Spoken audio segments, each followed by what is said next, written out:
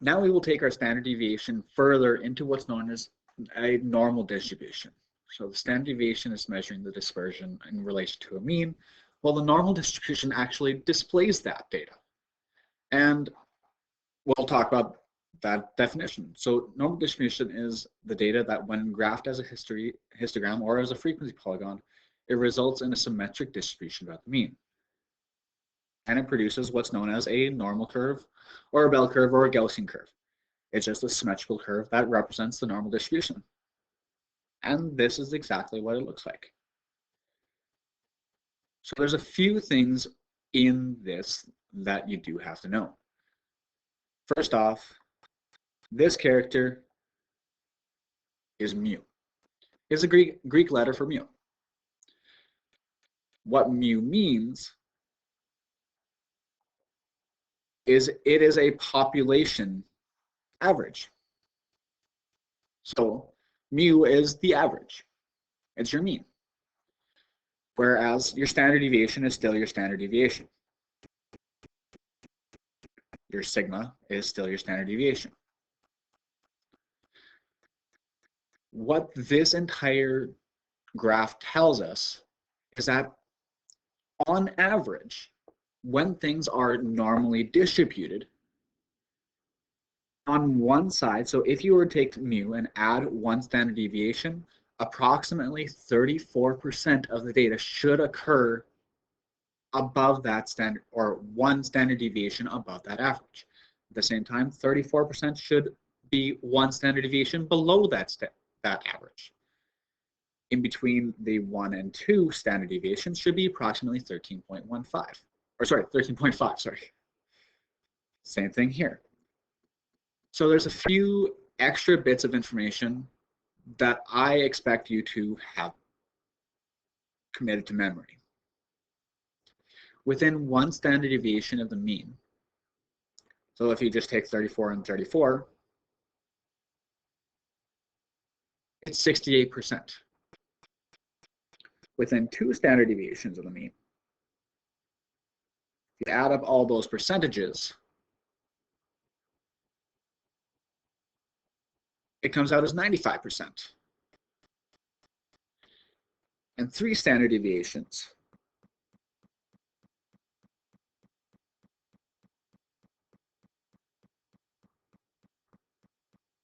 is actually 99.7%.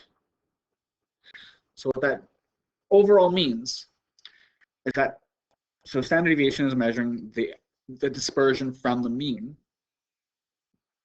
Within three standard deviations either above the mean or three standard deviations below the mean, approximately 99.7% of your data should occur in that range.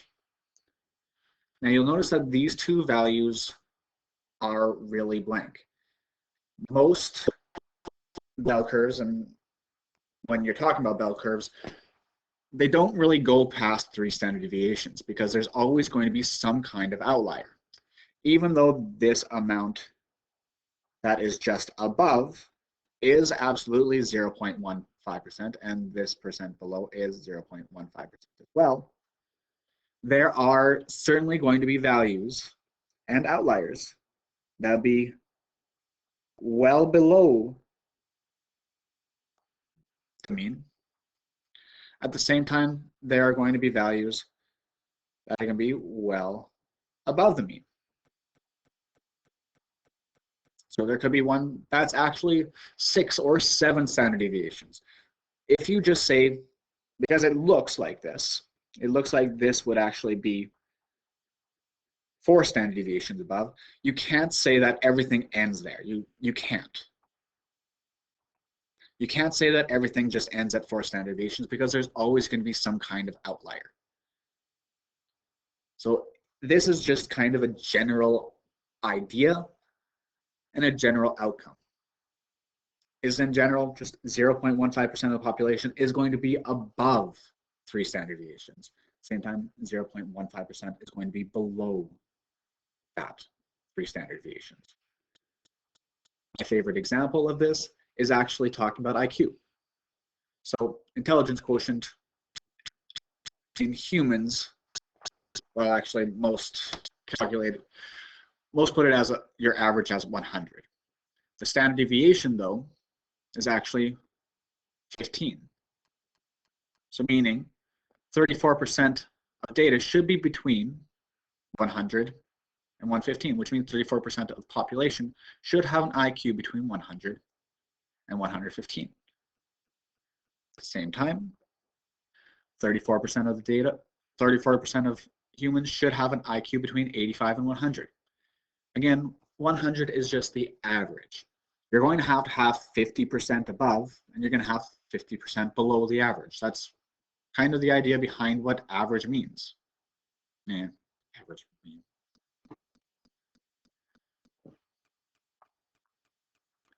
Next step would therefore be 70 and 130. 145 and 55. So if you look at the, I believe it's Mensa, in order to be calculated as a genius, you need to have an IQ of approximately 140 plus, which means that you are in a very small percentage. Now we'll talk about what this 140 means in the context of this question. But yeah, we're going to have a very small percentage of people that have an IQ that are going to be geniuses. And when I talk about those outliers, even though we have geniuses that classify their IQs of being approximately 140 or above, the highest, if I just do a quick Google search, the highest IQ that was recorded is an IQ of 263, which for sure is going to be one of those outliers. If we were to limit ourselves at saying, okay, 160 is the highest IQ, well then Aiden Celeste Crawley would not even be in this normal bell curve. He's way up here. He or she, I'm not sure. Do a quick search. It is a he. It's actually a child prodigy from Singapore, born in only 1999. Gave public lectures by the age of 6, and at 7 years and 1 month of age, he passed a polytechnic chemistry level. Sweet. So he's really smart. So when we talk about this bell curve, we talk about the idea that most, if not all data, should be putting ourselves into this data range. And that's what we're going to do, is we're going to see what does normal distribution actually mean. So the first thing we're going to do is we're going to talk about lengths of snowboards. Now, normally when you rent a snowboard, you have to buy or rent one that is related to your own height. So for example, if you gather the average height of males in ski resort, you see the mean average of 69.521. The data is normally or distributed normally with a standard deviation of 2.986. Let's do a sketch of the bell curve. So bell curve. Your sketch doesn't have to be perfect, but you should be able to properly read it.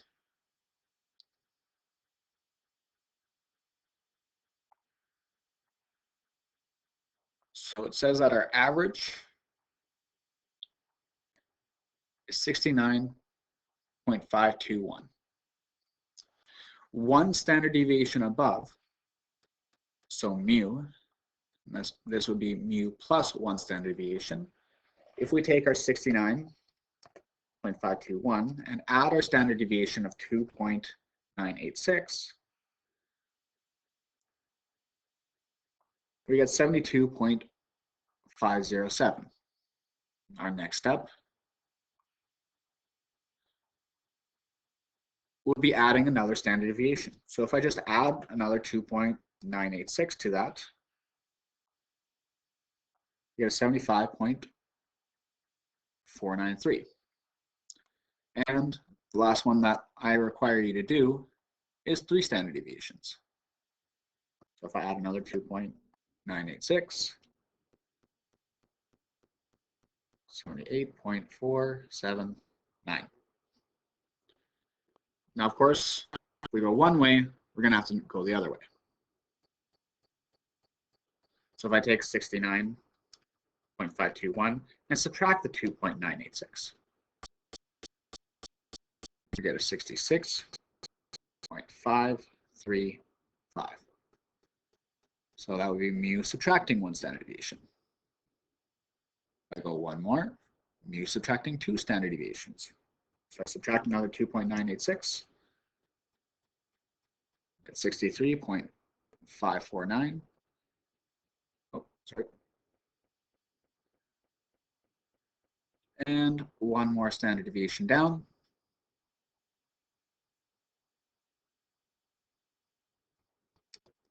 And 60.563. So my expectation is that you do have these numbers memorized. For example, in this range should be 34%. In this range should be 13.5%.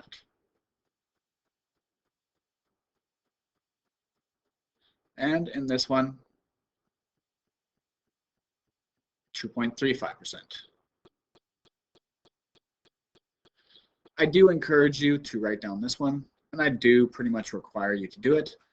But all that means is that it's less than 3 standard deviations. Notice how I do make this a little bit bigger, even though it's not technically area accurate. It's just to help illustrate the fact that, yes, there is still 0.15% that can be well below this average. Same time, there could be 0.15%, sorry, not above the average, above or below 3 standard deviations. So what would be the percent of heights between 66.5 and 69.5? So 66.5 is pretty much right there, and 69.5 right there. So how much? Quick read, 34%. How about between 66.5 and 72.5? 66.5, 72.5. Well, it's just going to be taking the 34 and adding the 34. I do say that you have to show your calculation. Yeah, it's 68. At the same time, you should have this generally memorized as 68.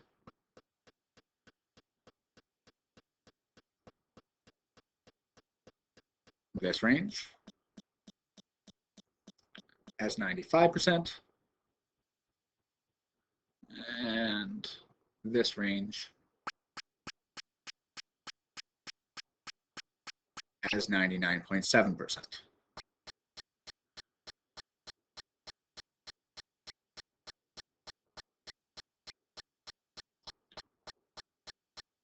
This is a typo? Yeah, that is a typo. That should be read as 549. So what percent is going to be less than 63.549? Well, it would be taking the 0.15 and the 2.35.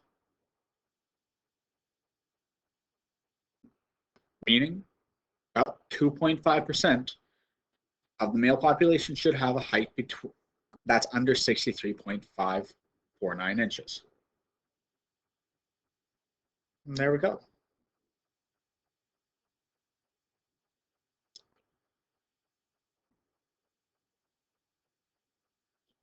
Our next example is going to research the longevity of cell phones. We're going to determine if the data is symmetrical by determining a standard deviation and using a frequency table.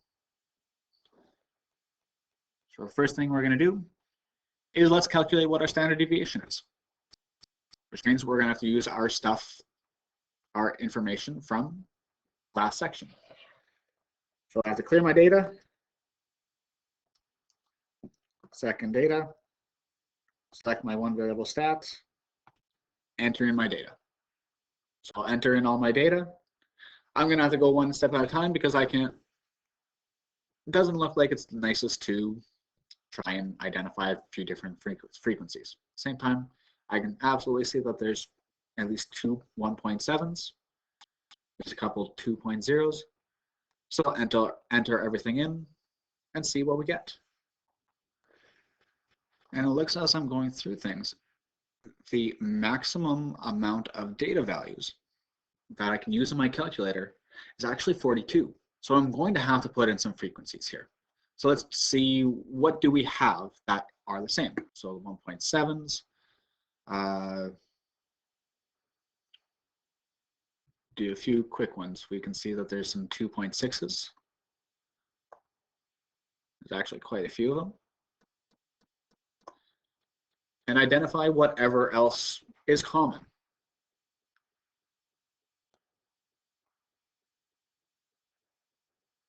So what else? Anything else stick out? Say some 2.4s. And that should be enough to get me through to get everything else entered. All right, try again.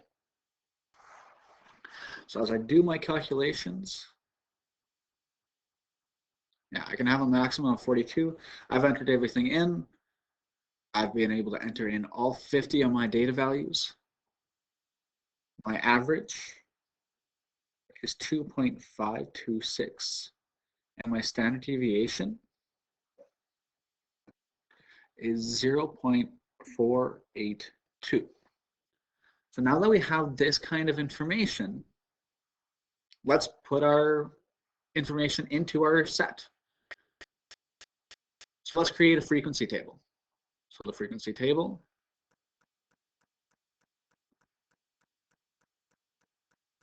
is create our data values. The first thing we're going to do is calculate what is mu minus 3 standard deviations. So I'm just going to actually move that over a little bit.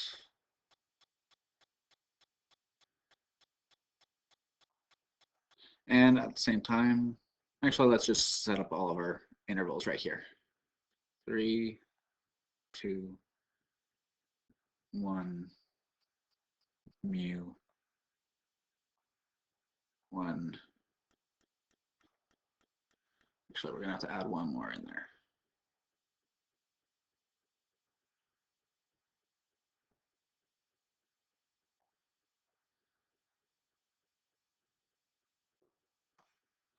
Two, 1, mu, 1, 2, 3, and above. All right. So this would be less than, actually, mu minus 3 standard deviations. This would be mu, sorry. Let's set this up right. So minus 3 standard deviations to negative 2 standard deviations.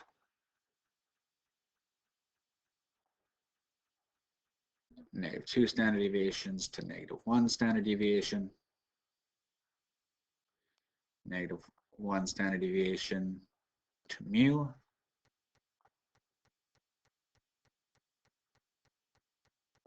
Mu to a positive standard deviation. Positive standard deviation to 2 standard deviations. 2 standard deviations to 3 standard deviations, positives, right? And greater than 3 standard deviations. So what would those ranges be? So first off, if we know that mu is 2.56, we'd have 2.5 or 526. So 2.526. Sorry, calculators. Only as smart as the person that's putting things in.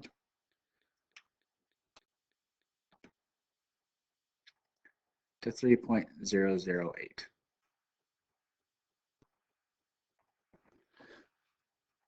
So if we add one more standard deviation of 0.482, we'd have 3.008 to 3.49.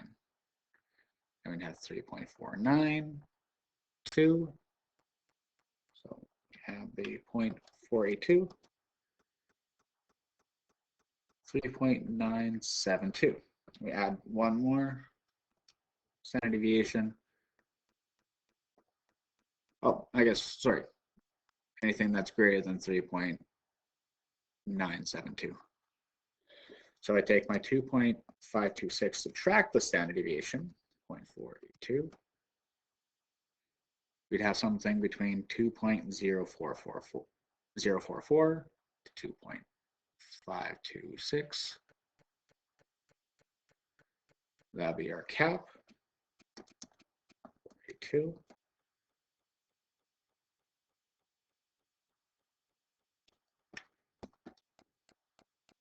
Will be 1.562. Take off one more.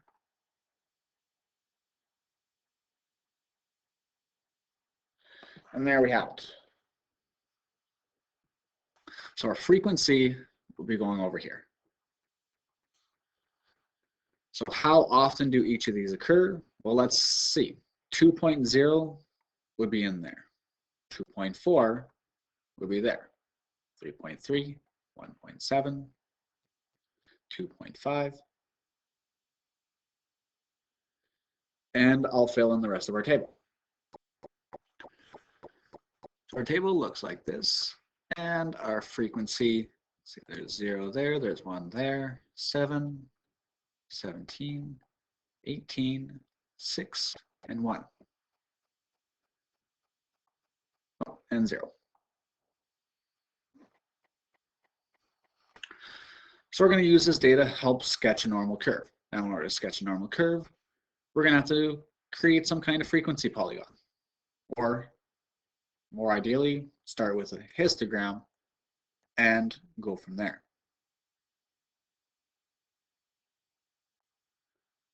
So what we can do is identify a few key characteristics. For example, we'll put here as being mu subtracting 3 standard deviations. Try and make everything as proportionate as possible. Mu minus 2 standard deviations. Minusing 1. Mu.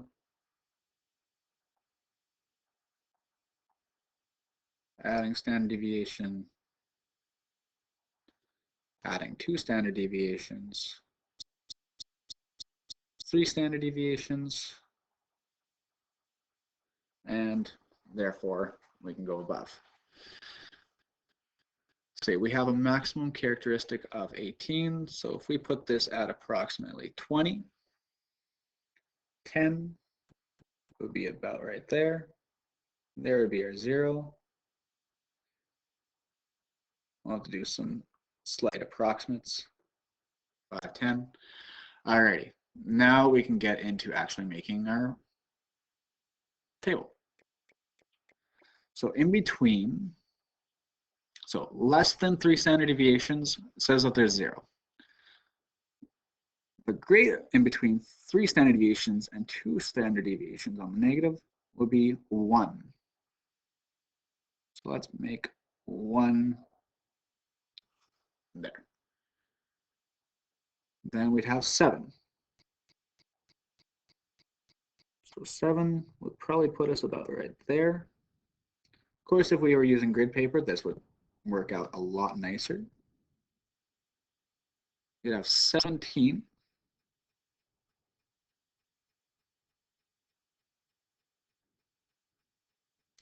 In between mu and -1 standard deviation.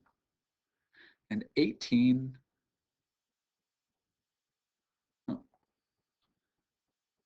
not letting me do that little 1.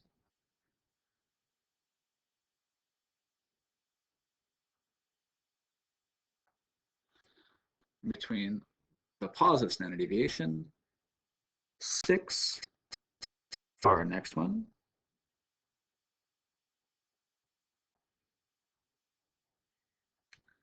and 1 in the last range.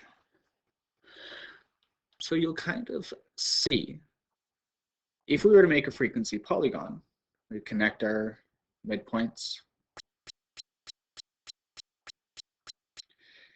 In general, so yes, this frequency polygon should be done with straight lines. I'm just doing a nice curve just to make a point here.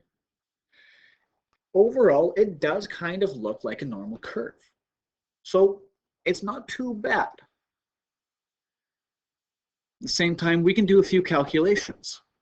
For example, 17, by taking 17 and divided by the 50, actually comes out as exactly 34%.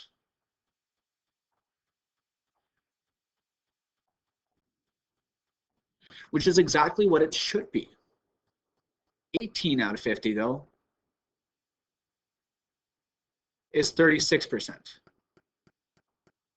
So looking at these percentages, we are actually quite close. It's not perfect, but we're pretty close considering the data. The 7 comes out as 14%, which should be very close to that 13.5. 6 is 12%. Again, pretty close. 1 is 2%.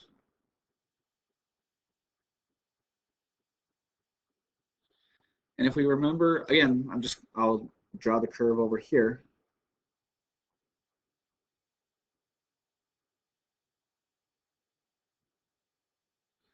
We should have 34 on either side of mu. That should be a 13.5. That's a 13.5. That's a 2.35. And that's a 2.35. Anything less than this should be 0.15. Anything greater than this should be 0.15 as well. 0 obviously would be 0%. So overall, this data is quite normally distributed, which is not too bad. So if you're purchasing a cell phone using this kind of information, what is the likelihood that it will last at least 18 months? So at least 18 months puts us where? Well, 18 months puts us at approximately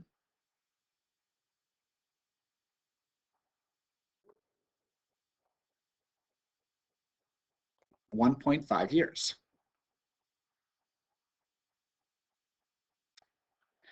Which is right there. So the likelihood of a cell phone, which has this each of these lifespans, maybe I shouldn't help identify longevity. So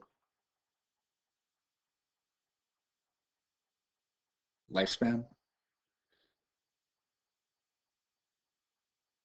Using this data, all the amount that would be greater than that 1.5 years is all of this. The likelihood of lasting at least that 18 months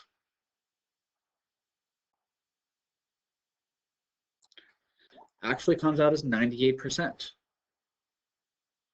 Only 1% of the data was less than that 1.5. There's this 1.1.